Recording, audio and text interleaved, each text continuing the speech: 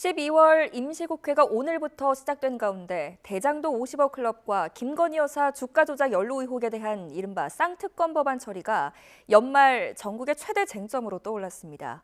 민주당은 내년 총선을 앞두고 김 여사 리스크를 최대한 부각하려는 모습인데 국민의힘은 정치 공세라고 반발하면서도 내부적으로는 선거에 미칠 영향에 고민이 깊어지는 분위기입니다. 이준엽 기자의 보도입니다. 민주당은 대장동 사건과 김 여사 주가 조작 연루 의혹의 실체를 제대로 규명하겠다며 패스트트랙으로 지정된 쌍특검 법안 통과를 벼르고 있습니다.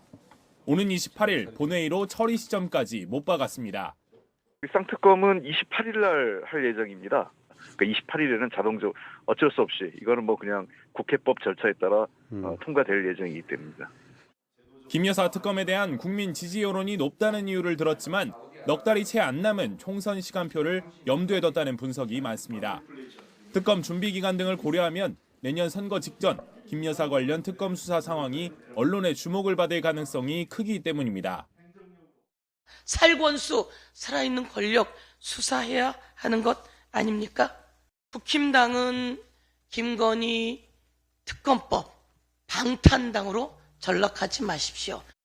국민의힘이 쌍특검 반대를 위한 단일 대우를 유지하려고 내부 파열음을 불러올 수 있는 공천관리위 구성을 미루고 있다는 일각의 주장까지 거론하며 여권 흔들기에까지 나섰습니다.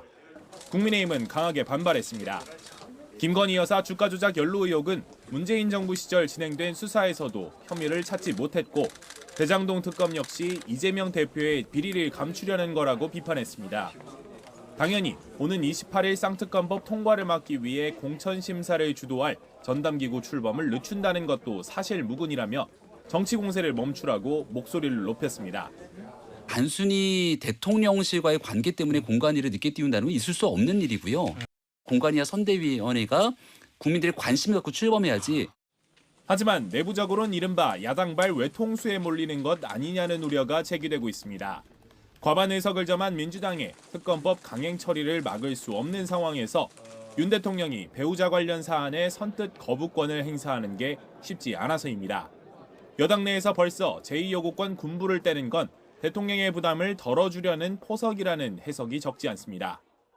총선까지 그냥 특검 가지고 총선하는 거예요. 저는 당의 의원 입장에서는 절대 저거는 거부해야 된다고 생각을 합니다.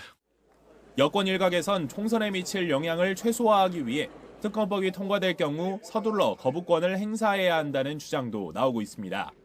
민주당은 이를 문제 삼아 여론전을 펼칠 가능성이 커서 쌍특검이 총선 민심을 가를 변수 가운데 하나로 주목받고 있습니다. YTN 이준엽입니다.